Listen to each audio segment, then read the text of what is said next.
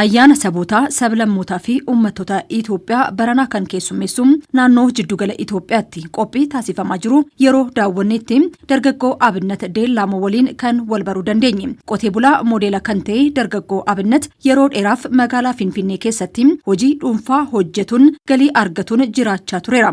Qabeenya maatii isaarraa argatee fayyadamuun jijjiirama jireenyaa isaa fi maatii isaa keessatti fiduuf kaayyeeffatee hojii hojjeteen milkaa'uu hima. በለውጡ ሐሳብ የተገኘ መንደር ነው። Qe'een kun jijjiirama dhufeen kan argamedha. Ani baadiyyuma kana keessatti kan hin dhaladhe. Baadiyyaa irraa gara magaalaa irraati immoo gara biyya biraa godaanuudhaaf nama qophaa'aa ture. Qabeenya naannoo keenyatti jiru fayyadamuun ilaalcha hanqinaa fi dhaboo ofirraati maqsuudhaan Itoophiyaa badhaate haa ijaarru yaada yeroo hedduu ministeera muummee Dr. Abiy Ahmed dubbatanii kaka'umsa natti uumeeti gara hojii qonnaatti kan hin deebi'e. ተመልሰን ይሄን እንድንሰራ ነው ያስገደደን. Abinnat gara baadiyyaa akka deebi'u kaka'umsa kan itti horee dubbiiwwan ministeerri muummee Dr. Abiy Ahmed dhimmoota hiyyummaa seenaa taasisuu fi qonna ammayyaa hojiirra oolchuu ilaalchisee haasawaa taasisan akka ta'e dubbatama. የግብርና ሪቮሉሽን ከጀመሩ አገራት ተርታ የምንመደብ ቢሆንም እስከ ዛሬ በሬና ገበሬን ማላቀቅ አልቻልንም። Ce'umsa qonnaan biyyoottan sadarkaa gaarii galmeessaa jiran waliin ramadamnus hanga har'aatti qonnaan bulaaf qotilee adda baasuu hin dandeenye. Kun ammoo harkifannaa fi ofitti fudhannaa nuti kalaqaaf qabnurraa kan maddeedha. በ2014 ወደዚህ አካባቢ Ganna bara 2014 keessatti yeroo hojicha jalqabnu boolla bishaanii jallisiif jennee ijaarre kan bishaan itti kuusne guyyaa 15tti nu jalaa diigame. Bo'oo bishaanii laga kiiloomeetira 3 fagaatu irraatii ofii keenya harkisne firnees lafatti bade. Raafuu maraa miiliyoona 1.5 ol ta'u dhaabnee baduu isaati jennee baay'ee fadhee ture. Namni tokkos jalaa diigamee kasaaraatti seenee usaatii kana booda maaliin misoomaa jechuun kanaasa'u hamilee kan na cabsu ta'us yeroo sana kan na jajjabeessee ture yaadotaa fi dubbiiwwan ministeera muummee Dr. Abiy Ahmedidha. Yaadichis Itoophiyaawummaan kan nu barsiise rakkoo yeroodhaaf mudatuu fi mo'amanii kufoo osoo hin taane qormaatilee fi rakkoowwan gara carraatti jijjiiruun mo'uudha kan jedhudha. Yaada kana fudhadhee boolla bishaanii kiiyubik meetirii miiliyoona 1 qabatuu danda'u ijaare. Maallaqa oomisha bara sana argadheenis jijjiirama kana fiduuf ka'umsa naaf ta'e.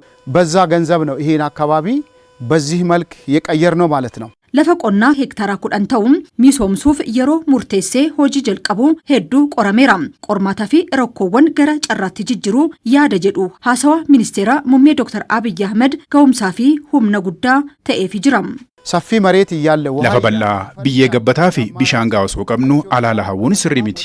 Qabeenya uumamaan badhaafne misoomsuu osoo dandeenyeeti hiyyummaa seenaa gochuu akka danda'amu muuxannoon keenyas agarsiistuu guddaadha. Yoo hojjetame baadiyyaan magaalaa ta'uu danda'a. Hundinuu bakka jiruutti cichoominaan hojjechuun bu'aa qabatamaa fiduu danda'a. Ammaani hojii qonnaa qindaa'e kana gara tuurizimii qonnaatti ce'isuufis kaayyeeffadheera. ብዙ ነገር ለመስራት አቅደናል። የግብርና ቱሪዝም Iddoowwan magariisaa manneen jireenyaa mimmiidhagoom meeshaalee ammayyaa mana keessatti ittiin gargaaramu guutuun jireenya milkaa'ina qabu jiraachaa jiru cinaatti hawaasa gandichaa gurmeessuun humna elektirikii fi neetworkii akka argatan ga'eesaa bahachuu danda'eera.